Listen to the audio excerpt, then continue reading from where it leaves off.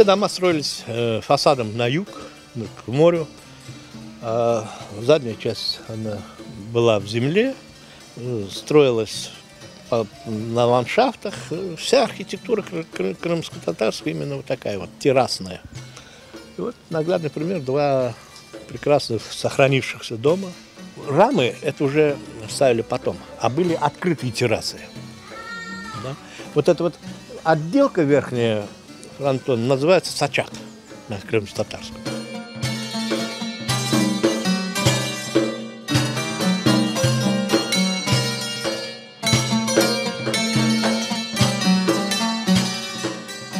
Солнце выходит на востоке, выходит здесь целый день солнце, особенно зимой это очень актуально, как бы, да, что постоянно попадает солнце.